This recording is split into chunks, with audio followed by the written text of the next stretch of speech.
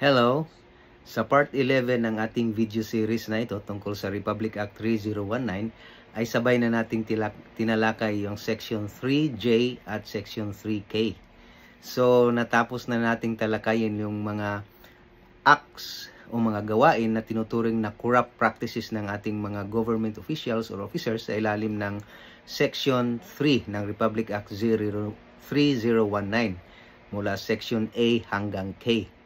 Ngayon, base sa napag-alaman natin, lahat ng mga opisyal na lumabag sa mga provision na ito mula Section 3A hanggang 3K ay maaari silang kasuhan sa ilalim ng Republic Act 3019 or Anti-Graft and Corrupt Practices Act. Ngayon, ano naman ang pero ang tinalakay natin ay tungkol lang doon sa mga government official.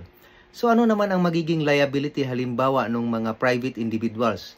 Halimbawa doon sa Section 3B, yung nagbibigay ng gift, share, percentage doon sa public official. At halimbawa naman doon sa Section 3C, yung nagbibigay ng regalo bilang pasalamat doon sa public official na tumulong sa kanya. Doon sa example natin na halimbawa para makakuha ng driver's license. Or doon sa Section 3D, yung sinasabi natin na nagbibigay ng trabaho doon sa public official o sa kanyang relative na may kontrata doon sa gobyerno kung saan ang isang public official ay direktang nag-intervene. Or yung halimbawa sa Section 3K, halimbawa yung nag-uudyok doon sa government official na i-reveal yung information na confidential in nature. So ano naman kaya ang magiging liability nila?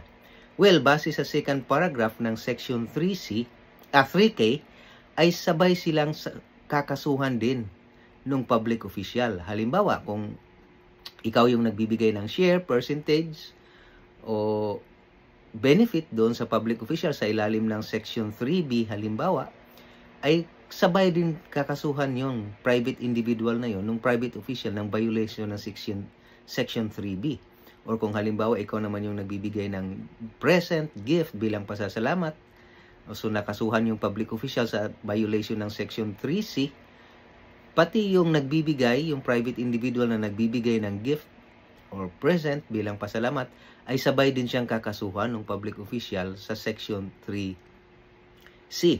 Or kung halimbawa yung kumpanya o yung private individual na nagbibigay ng trabaho doon sa public official or doon sa relative niya, sabay din siyang kasuhan ng violation ng Section 3D.